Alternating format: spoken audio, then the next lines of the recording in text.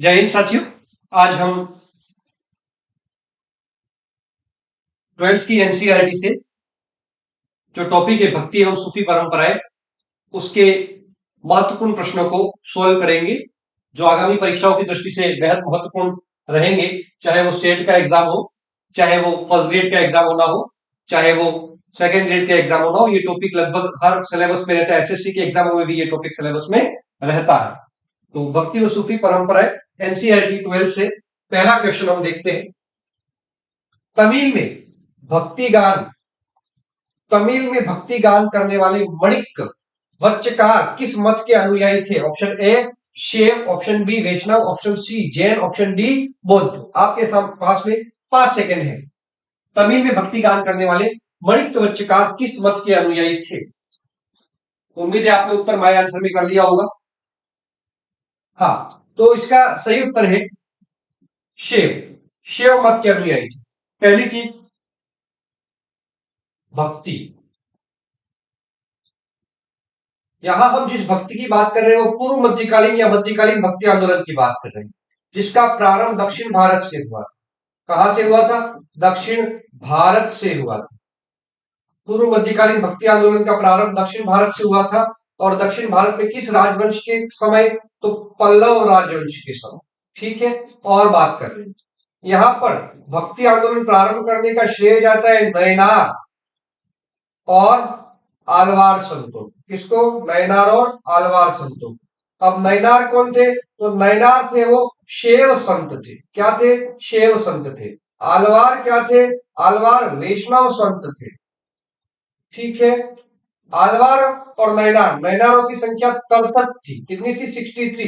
और वैष्णव संत अलवारों की संख्या कितनी थी? 12। कितनी थी?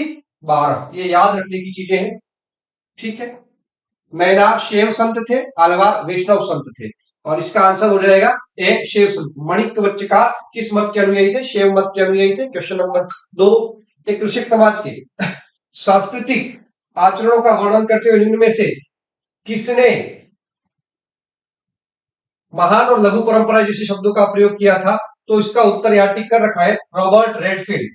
कौन थे? रॉबर्ट रेडफील्ड थे। ये याद रखना है। आप 12th की एनसीईआरटी देखोगे तो भक्ति और सूफी परंपरा वाला जो टॉपिक है उसमें जो ब्लॉक बने हुए बुक में साइड में, उन ब्लॉक्स में इसका आंसर आपको मिलेगा। ठीक है, इंपॉर्टेंट है।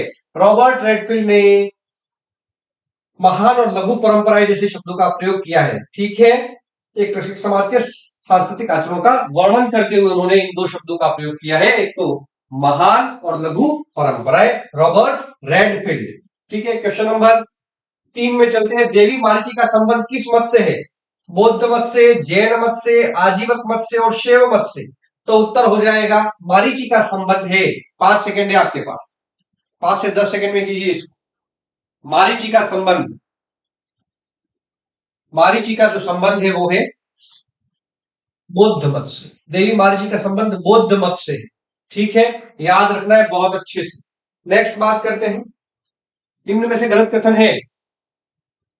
प्रारंभिक भक्ति आंदोलन, गलत कथन चूज करना है आपको। पहले तो ये देखना अच्छे से। प्रारंभिक भक्ति आंदोलन अलवार एवं नयनार संतों के नेतृत्व में हुआ। ठीक है, अलवार संतों के ग्रंथ नलईरा दिव्य प्रबंधन का वर्णन तमिल वेद के रूप में किया जाता है।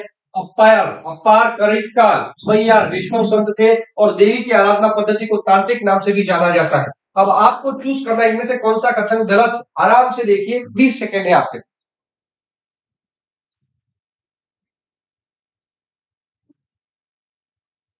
बहुत अच्छा प्रश्न है।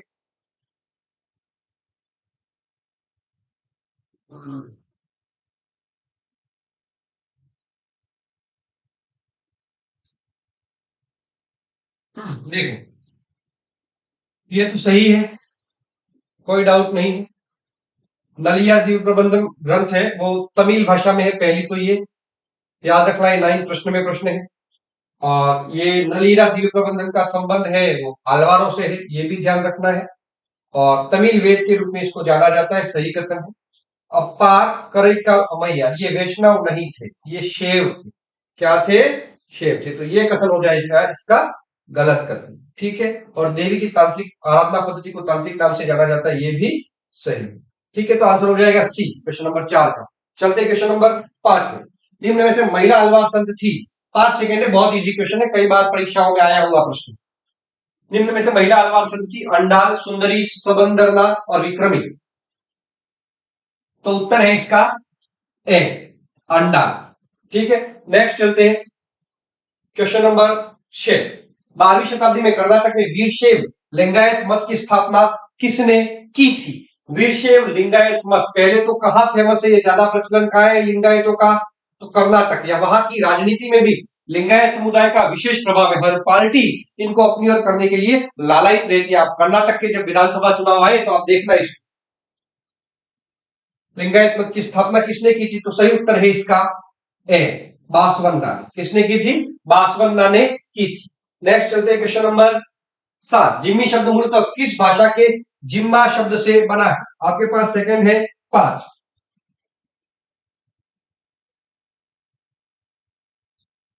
ठीक है, जिम्मी शब्द मूलतः किस भाषा के जिम्मा शब्द से बना है? तो इसका उत्तर होगा बी, अरबी। किस भाषा से बना है? अरबी भाषा से बना है। जिम्मी शब्द किस भाषा से? तो अरबी भाषा से बना हुआ है। ठीक है, नेक्स्ट चलते हैं अगला प्रश्न, क्वेश्चन नंबर 8। निम्न में से सुमेलित नहीं है। खानकाह सूफी संतों का निवास स्थान, वली इस्लाम का शीर्ष उलेमा, पीर गुरु और मुरीद शिष्य। 10 सेकेंड है, इजी क्वेश्चन है, बहुत इजी प्रश्न है। उम्मीद है आपने कर लिया होगा माय आंसर में। देखो, इसका सही उत्तर है वली। यानी वली है वो इस्लाम का शीर्ष नेता नहीं, उत्तराधिकारी को कहा जाता है। उत्तराधिकारी के लिए सूफी परंपरा में वली शब्द का प्रयोग किया जाता था। ठीक है, पीर गुरु को कहा जाता था, और गुरु को पीर भी कहा जाता था और मुर्शिद भी कहा जाता था। और क्या कहा जाता था? मुर्शिद भी कहा जाता था। नेक्स्ट बात करते हैं, मुरीद शिष्य को ही कहा जाता था। सही है। नेक्स्ट क्वेश्चन, क्वेश्चन नंबर, फारसी भाषा में दरगाह शब्द का अर्थ होता है। पहले तो ये कि दरगाह किस भाषा का शब्द है? तो फारसी भाषा का शब्द। ठीक है, क्या कहा जाता था? ए, राजा का महल, बी ईश्वर का घर, सी दरबार और डी जन्नत। 5 सेकेंड है आपके पास। 12th की एनसीईआरटी से ही है ये प्रश्न, शर्त यही है उसको सही ढंग से पढ़ना पड़ेगा, है ना। डीएसएसबी, है ना, फर्स्ट ग्रेड वगैरह में यहां से अक्सर प्रश्न पूछे जाते हैं। आजकल तो यूपीएससी में एनसीईआरटी से प्रश्न पूछे ही जाते हैं शुरू से ही। कई एग्जामों में एनसीईआरटी से क्वेश्चन सीधे सीधे पूछे जाते हैं। बड़े इजी होते हैं, पर क्या है कि हम पढ़ते नहीं है तो काफी लगेंगे। सही उत्तर है इसका दरबार। क्या उत्तर है सही? दरबार। नेक्स्ट बात करते हैं, निम्न में से सही गलत कथन, निम्न में से ये गलत कथन है, निम्न में से गलत कथन है, निम्न में से गलत कथन है। देख, रहस्यवादी जो खानकाह का तिरस्कार कर फकीर की जिंदगी बिताते थे वे कलंदर, मदारी, मलंग, हैदरी कहलाते थे, और ये बेशरिया थे। बेशरिया यानी जो शरीयत को नहीं माने। निजामुद्दीन औलिया को बंदा नवाज भी कहा जाता था। ख्वाजा मोइनुद्दीन चिश्ती की अजमेर स्थित दरगाह पर आने वाला पहला सुल्तान मोहम्मद बिन तुगलक था, और अफगानिस्तान से लाहौर में आकर बसे अबुल हसन अल हुज़वीरी ने फारसी भाषा में कश्फ उल महजूब नामक ग्रंथ लिखा। आपके सामने ये 4 कथन है, इनमें से कौन सा गलत है ये आपको चूज करना है। कौन सा कथन गलत है? 20 सेकेंड है। वैसे क्वेश्चन इजी है, बस वही ये पढ़ा हो तो।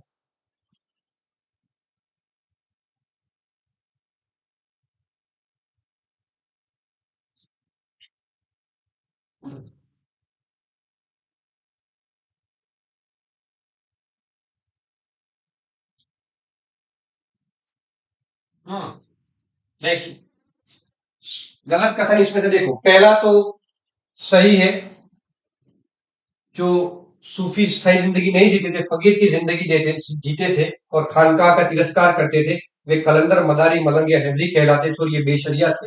ये रहस्यवादी क्या कहलाते थे? बेशरिया कहलाते थे। निजामुद्दीन औलिया को बंदा नवाज भी कहा जाता था, यह कथन गलत है। ख्वाजा मोइनुद्दीन चिश्ती के अजमेर से दरगाह पर आने वाला पहला सुल्तान मोहम्मद बिन तुगलक था, सही है। अफगानिस्तान से लाहौर में आके वैसे अल हुज़वीरी ने फारसी भाषा में कश्फुल महजूब लिखा, यह भी सही है। ठीक है, बंदा नवाज किसको कहा जाता था? यहां लिख रहा हूं मैं, देखो, बंदा नवाज, बंदा नवाज, बंदा नवाज कहा जाता था सैयद मोहम्मद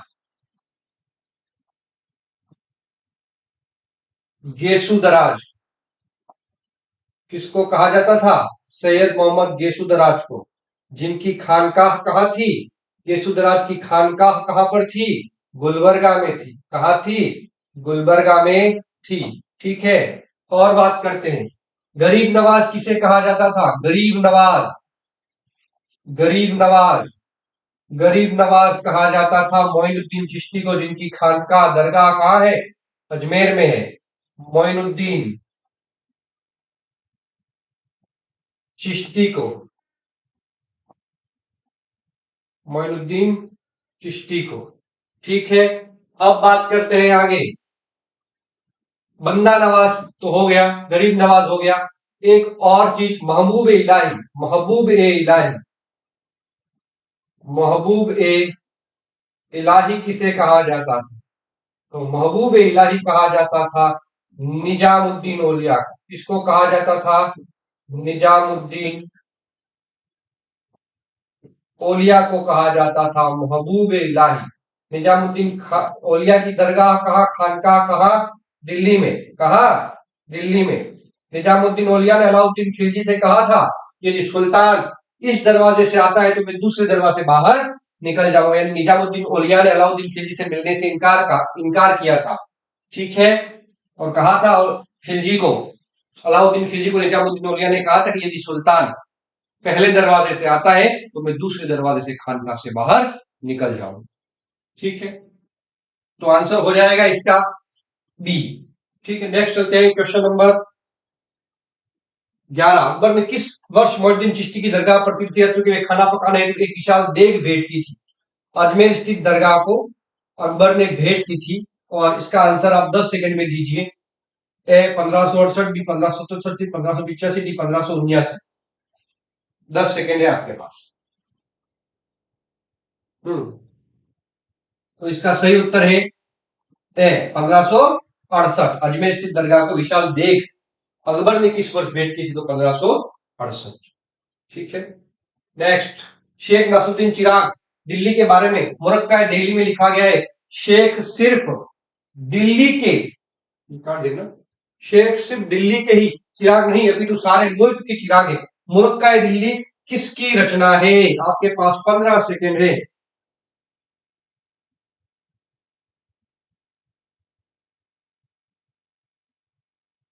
ए कुली खान, बी हसन खान, सी अमीर खुसरो और डी अहमद यादगार।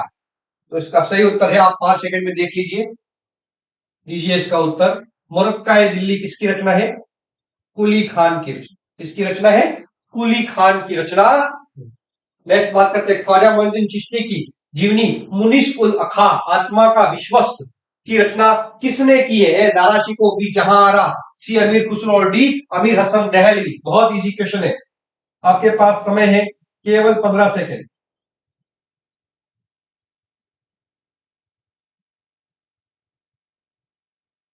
ठीक है, मुनिस उल अल अखा की रचना की है, 10 सेकंड हो गए हैं, जहां आरा। किसने की है? जहां आरा है। नेक्स्ट चलते हैं क्वेश्चन नंबर 14। जहां आरा है वो शाहजहां की बेटी थी और दारा शिकोह की बहन थी। निजामुद्दीन औलिया ने दिल्ली सल्तनत के किस शासक को हनूज दिल्ली दूरस्थ कहा था? अलाउद्दीन खिलजी, जलालुद्दीन खिलजी, गयासुद्दीन तुगलक और मोहम्मद बिन तुगलक। बड़ा फेमस और कई बार आया हुआ प्रश्न, आप 10 सेकंड में इसका उत्तर दीजिए। निजामुद्दीन औलिया ने किससे, किस दिल्ली सल्तनत के किस शासक को हनूज दिल्ली दूरस्थ कहा था?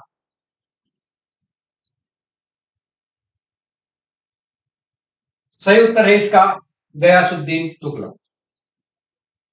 ये बड़ी रोचक कहानी है, कभी क्लास लेंगे तब अपन इस पर चर्चा करेंगे, क्यों कहा था, क्या मसला था पूरा, किस अभियान में था। बंगाल अभियान से जब आ रहा था गयासुद्दीन तुगलक, तब उसने अलाउद्दीन अपने निजामुद्दीन औलिया को कहा था कि आप मैं दिल्ली आऊं उससे पहले दिल्ली छोड़ देना। तब निजामुद्दीन औलिया अपनी माँ की कब्र पर सारी रात प्रार्थना करते हैं और फिर संदेश देते हैं गयासुद्दीन तुगलक को कि हनूज दिल्ली दूरस्थ, यानी दिल्ली अभी दूर है। और वास्तविकता में जो गयासुद्दीन तुगलक है वो दिल्ली पहुंच भी नहीं पाता और रास्ते में उसकी मृत्यु हो जाती। मृत्यु की भी अलग अलग स्टोरी, अलग अलग विद्वानों के अनुसार, तो जब पढ़ेंगे तब चर्चा करेंगे। क्वेश्चन नंबर 15, कबीर ग्रंथावली का संबंध किससे है? ए दादूपंथियों से, बी विष्णोइयों से, सी जसनाथियों से और डी लालदासी संप्रदाय के अनुयायियों से। 10 सेकेंड है आपके पास। एनसीईआरटी का ही है ये भी। कबीर ग्रंथावली का संबंध है ए दादूपंथियों से, बी विष्णोइयों से, सी जसनाथियों से और डी लालदासी संप्रदाय के अनुयायियों से। तो इसका आंसर आपको दे देता हूं मैं। कबीर ग्रंथावली का संबंध है राजस्थान के दादूपंथियों से। किससे है? राजस्थान के दादूपंथियों से। एनसीईआरटी का प्रश्न है, कबीर ग्रंथावली का संबंध है राजस्थान के दादूपंथियों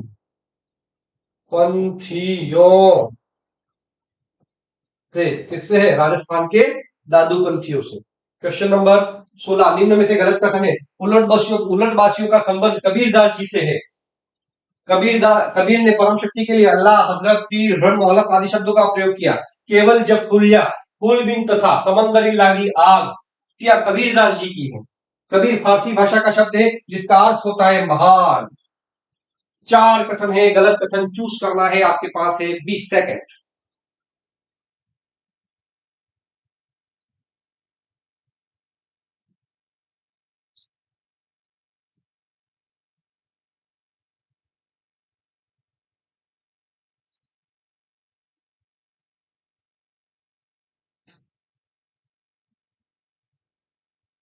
तो इसका उत्तर है डी। कबीर है वह फारसी भाषा का शब्द नहीं है, अरबी भाषा का शब्द है और उसका अर्थ होता है महान। ठीक है, चलते क्वेश्चन नंबर 17। निम्न में से गलत कथन है। गुरु नानक पानीपत के प्रथम युद्ध के प्रत्यक्षदर्शी माने जाते हैं।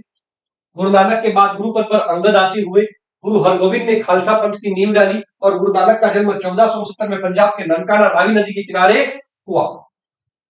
आपके पास 15 सेकेंड है, इजी क्वेश्चन।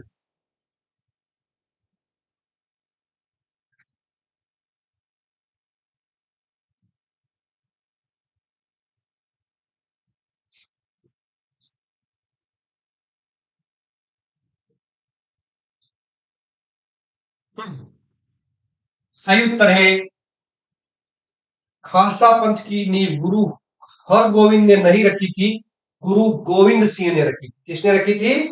गुरु गोविंद सिंह ने रखी थी। गुरु गोविंद सिंह ने रखी थी। ठीक है, नेक्स्ट क्वेश्चन नंबर 18। निम्न में से सुमेलित नहीं है। मलफूजात सूफी संतों की बातचीत का संग्रह। जात बातचीत, जात बातचीत किसकी? सूफी संतों की बातचीत का संग्रह मलफूजात। मक्तू बात, बात वे पत्र जो सूफी संतों द्वारा अपने अनुयायियों और सहयोगियों को लिखे गए। तज़किरा सूफी संतों की जीवनियों का स्मरण और फना दरगाह में आयोजित संगीत समारोह। दरगाह में आयोजित संगीत समारोह। देखिए आपके पास में है 10 सेकेंड, 15 सेकेंड ले लीजिए।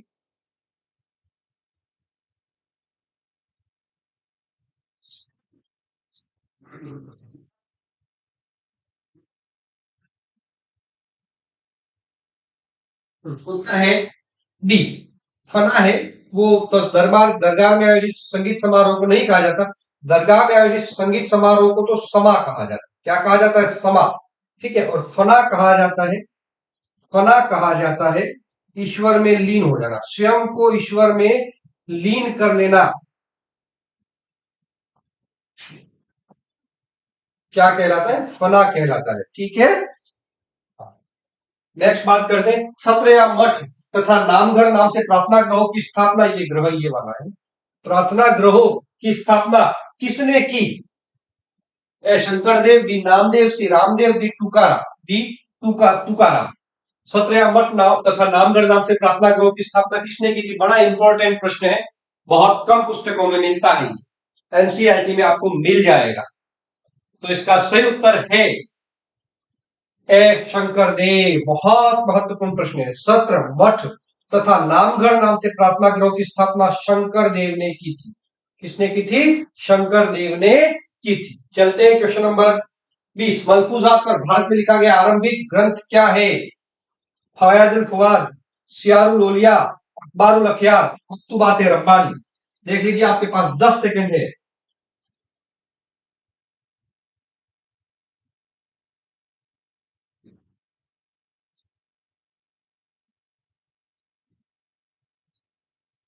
इसका सही उत्तर है फवायदुल फवाद। ठीक है, इसकी रचना की थी अमीर हसन सिज्जी देहलवी ने की थी। ठीक है, और ये जो मलफूजात है वह किसके बातों पर आधारित है? तो यह निजामुद्दीन औलिया की बातचीतों पर आधारित है। किस पर आधारित है? निजामुद्दीन औलिया की बातचीतों पर आधारित है। और फवायदुल फुआद की रचना अमीर हसन सिज्जी ने की थी। अमीर हसन सिज्जी देहलवी ने की थी। ठीक है, तो मकतूबात पर भारत में लिखा गया आरंभिक ग्रंथ कौन सा? फवायदुल फुआद। और रचना किसने की? अमीर हसन सिद्दी देहलवी ने। और ये किनकी बातचीत पर आधारित है? तो निजामुद्दीन औलिया की बातचीत पर आधारित ग्रंथ है। नेक्स्ट, कीर्तन घोष किसकी रचना है? कीर्तन घोष ए चैतन्य, बी नामदेव, सी वल्लभाचार्य और डी शंकरदेव। आपके पास 15 सेकंड है, माय आंसर में लिखिए। कीर्तन घोष किसकी रचना है? चैतन्य, नामदेव, वल्लभाचार्य और शंकरदेव। तो इसका सही उत्तर है, 5 सेकंड और ले लीजिए। इसका सही उत्तर है डी शंकर देव। ठीक है, शंकर देव ने आसाम में, कहां पर? आसाम में भक्ति आंदोलन का प्रचार किया था। बंगाल में भक्ति आंदोलन के प्रचार का श्रेय चैतन्य को जाता है। ठीक है, चैतन्य भक्ति में कीर्तन प्रणाली की शुरुआत किसने की थी? चैतन्य ने। और कीर्तन घोष किसकी रचना है? शंकर देव की रचना है। नेक्स्ट चलते हैं, निम्न में से महाराष्ट्र के दलित भक्ति संत थे। इनमें से कौन महाराष्ट्र के दलित भक्ति संत थे? ए चोखमेला, बी गंगोही, सी रामदास, डी नरसिंह जी। समय है आपके पास 10 सेकेंड। इजी प्रश्न है, परीक्षाओं में 2-3 बार आया है ये प्रश्न। 2-3 बार यह प्रश्न परीक्षाओं में आ चुका है। और इसका सही उत्तर है ए चौखमेला। टोटल 22 क्वेश्चन है आज के टेस्ट में। और इन 22 में से यदि आपके 17 सही हैं तो आप बहुत अच्छी स्थिति में। यदि आपके 15 सही है तो आप अच्छी स्थिति में। और 15 से कम है तो आप जो एग्जाम दे रहे हैं उसकी आप में उसकी इस टॉपिक की आपकी तैयारी अच्छी नहीं है, ये मान करके चले। ठीक है, 15 से कम सही होते हैं तो आज के लिए इतना ही। एनसीईआरटी के अन्य टॉपिकों के भी प्रश्न हम रेगुलर लाने का प्रयास करेंगे। बहुत बहुत शुक्रिया। जय हिंद। चैनल सब्सक्राइब नहीं किया हो तो निवेदन है चैनल को सब्सक्राइब कर लेने। जय हिंद।